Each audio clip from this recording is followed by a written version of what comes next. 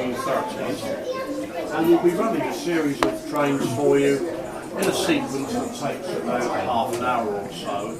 But do please bear in mind that this is your day with us, and you can come and go to this part of the museum as you would for express passenger trains.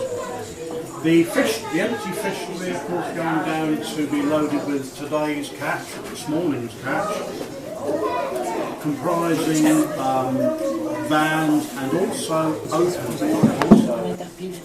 Obviously there was a pheasant on the track which the driver with his shotgun has killed and picked up, taken home for his son. But on a train which, well, doesn't actually tax the locomotive's power too far.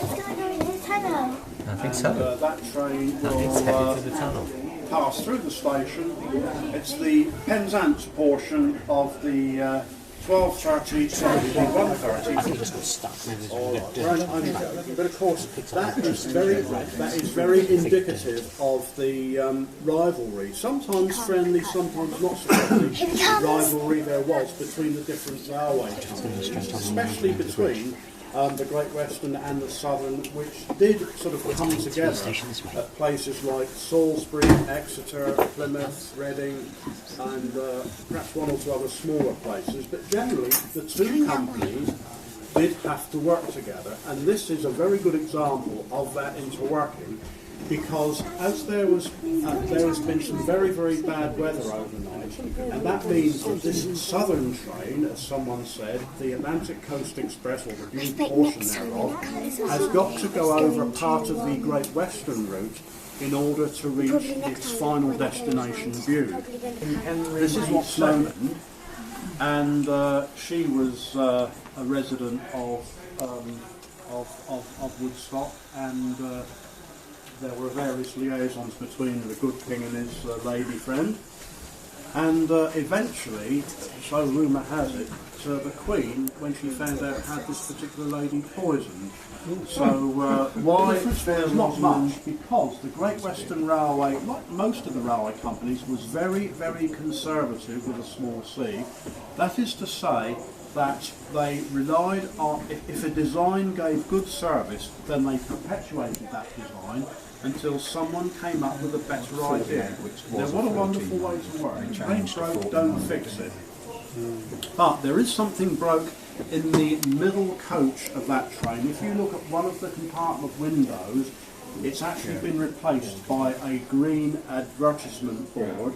That's just to keep that coach in service, a little bit of a belt and braces approach, but it did work. But common train, the semi-fast trains were named because they did not stop at every station.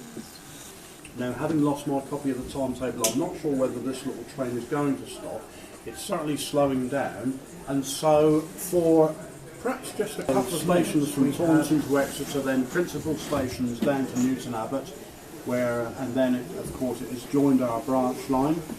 Our branch line is a fictitious, not actual branch, but it has all the features of a real branch line.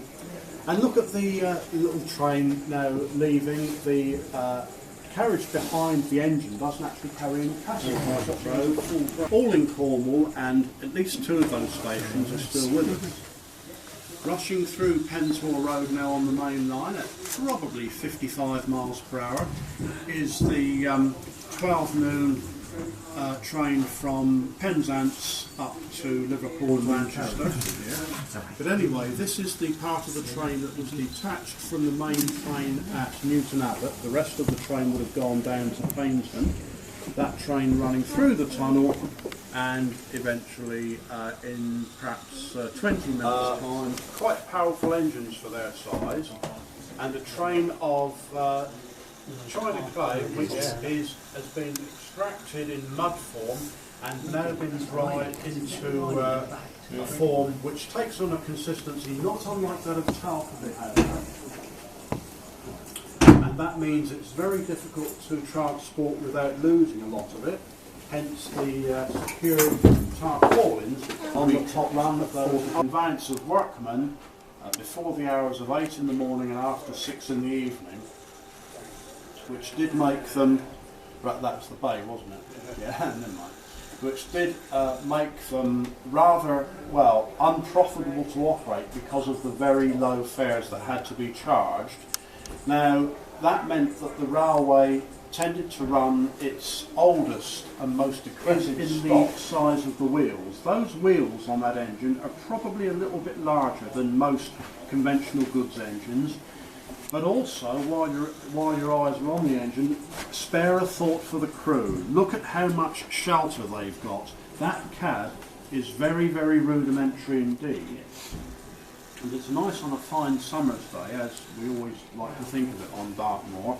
But you just imagine what it's like in the rain, in the snow, with only a very rudimentary tarpaulin able to be slung from the top of the roof to the front of the coal tender behind, would give a minimal amount of shelter from above, but absolutely nothing from the sides.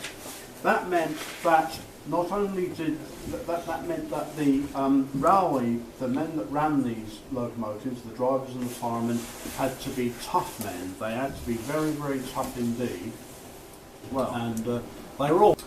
The train behind the engine, a very, very mixed selection of about 20 goods vehicles, combination of covered and open wagons, with the initials of the old railway companies on their side. 1923, the railways were amalgamated into 4 big companies on side. Several years after, that's quite obvious when you can see the whole thing, because that's where the motion is, the cylinders and the motion, and you can also see on the roof there's the top of the chimney poking out. So that's obviously the power end of the vehicle.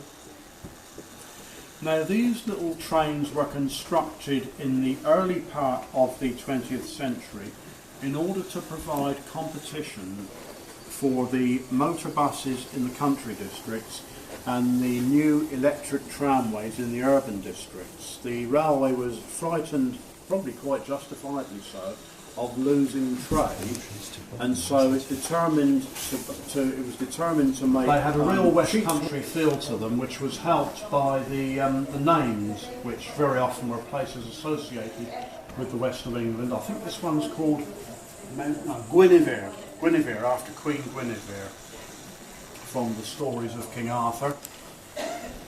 Guinevere, probably based at St Blasey or Long Rock Shed at Pendon, and carrying cattle in the wagons behind her. The loaded wagons are towards the front of the train, and they are Great Western wagons. Number 5069 Edinburgh, England Renown. I've only ever seen that one last. The longest name of any of the castle class, so I believe. And there it is, streaking along. That's a good 60 miles per hour, I would say. It doesn't maybe look that fast. Mine will go half that street. And